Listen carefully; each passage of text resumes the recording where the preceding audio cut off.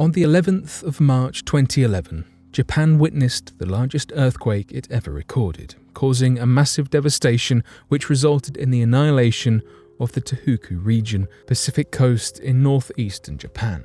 On top of this already dreadful destruction and loss of life, the natural disaster also gave rise to a nuclear disaster at the Fukushima nuclear plant. The Fukushima disaster is also considered the worst nuclear disaster in history since the incident in Chernobyl in 1986. So today, here at Unexplained Mysteries, we'll be taking a closer look at the consequences when nuclear tanks leak and the disaster it leaves.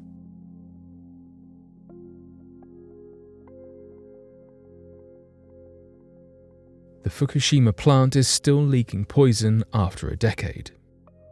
It all started with an earthquake that hit around the Fukushima region. This lasted for about 3 to 6 minutes. The earthquake totally disrupted the infrastructure of the region, including electricity, gas, water, and railway. This earthquake was so severe that the region shifted on its axis, moving towards the east. In less than an hour, this triggered a tsunami, the first of many tsunamis in the country's northern shores. According to reports, the waves were as high as 90 to 100 feet in some areas, topping the protective seawalls and going as far as 6 miles to the town of Sendai. This quick succession of events left very little time for residents to evacuate the location. Villages were hit with water that was carrying tons of debris. During the emergency, each of the 3 operational nuclear reactors at the Fukushima plant shut down successfully, but the backup power and cooling system failed because the power transmission tower was toppled by the earthquake. The fuel rods partially melted down due to the residual heat caused by the lack of backup power. Following the loss of external electricity supply, the emergency backup diesel generators started successfully. But just less than an hour after the earthquake, the tsunami hit the plant with a wave that was up to 14 to 15 meters in height. Since the emergency backup generators were located underground, they were flooded with seawater. The electrical equipment, such as pumps and fuel tanks, were either washed away or damaged. As a result of this, the plant suffered a total loss of electrical power and experienced a station blackout. As people were being evacuated and as the nation lurched from the earthquake and the ensuing tsunami, the nuclear disaster extended over the course of the next few days. Reactor 1 and Reactor 3 exploded on the 12th and 14th of March respectively, causing the government to evacuate everyone within a 20-kilometer radius. On the 15th of March, another explosion in the building where Reactor 2 was kept released even more radiation. The plant also suffered a number of chemical explosions which badly ruined the buildings. Radioactive materials began to leak into the atmosphere and the Pacific Ocean.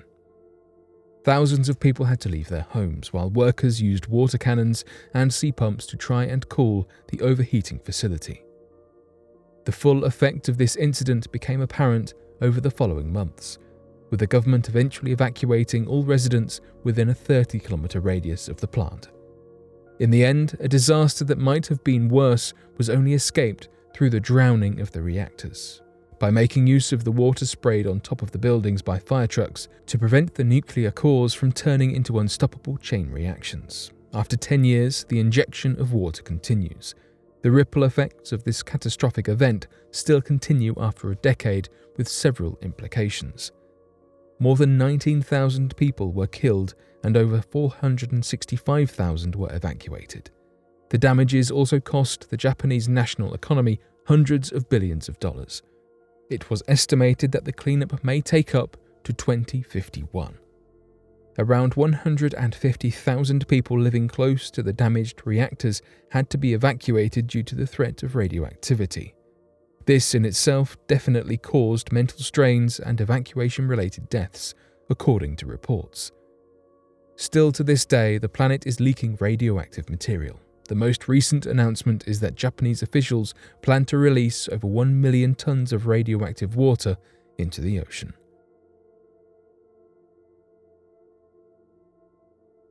New type of fallout from Fukushima found a decade after nuclear disaster. After a decade, new highly radioactive particles have been identified from the fallout of the Fukushima nuclear disaster.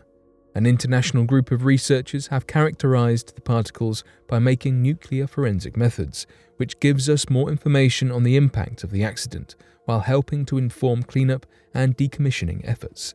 This incident resulted in a series of nuclear meltdowns and hydrogen explosions that released a large number of radioactive materials into the neighboring environment, including microparticles rich in radioactive cesium that got as far as Tokyo, which is 225 kilometers away. Recent studies have shown that the fallout from the reactor also consisted of larger cesium-bearing particles, each of them greater than 300 microns in diameter, which has higher levels of activity per particle. These particles were found to have been situated in a narrow zone stretching from around 8 kilometers northwest from the reactor site.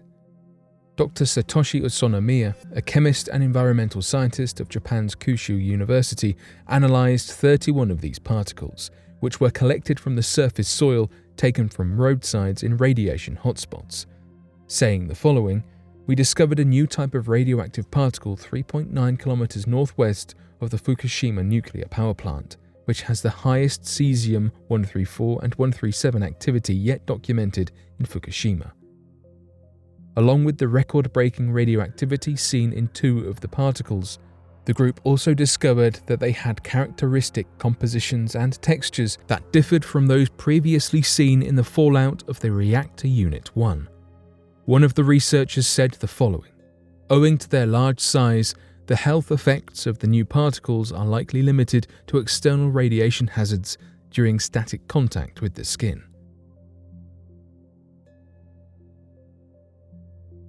Health consequences of Fukushima. The direct health effects of the radiation were relatively controlled considering how severe the event was, not only among the emergency workers but also the residents. Other serious health consequences of this event include deaths during the evacuation process, increased mortality among displaced elderly people, and the collapse of the radiation emergency system. In a mental health survey, it was disclosed that the Fukushima accident led to severe psychological distress among the residents from the evacuation zones. There were also lifestyle-related problems such as increase in proportion of overweight individuals, an increase in prevalence of hypertension, and changes in health-related behaviors among the evacuees, all of which may lead to increased cardiovascular disease in the future. These health effects, which were much more significant than the physical effects, have not been properly addressed as general health risks. The inpatients and the elderly residents of nursing facilities were quickly evacuated by buses shortly after the accident. The evacuees were not accompanied by any medical personnel, and they were laid down on the seats of the jam-packed buses with full protective suits on. No form of medical care, not even food, was provided for several hours during the evacuation process. As a result of this, scores of patients died in an evacuation that was supposedly intended to minimize exposure to radiation. The life-threatening risk faced by these people was not the radiation, but discontinuation of daily medical care.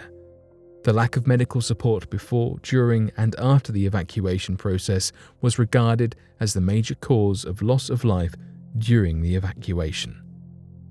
The establishment of a restricted zone forced a large number of the residents out of the area, where they had to stay in temporary shelters or other places for long periods of time.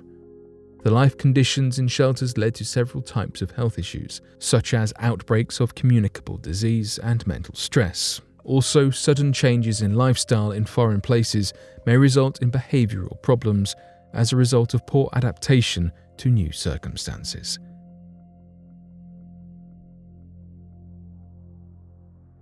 But what do you make of this devastating nuclear disaster? Be sure to let us know your thoughts in the comment section below and help us by growing this community while working to solve these unexplained mysteries. Thank you for watching, and don't forget to subscribe for more videos.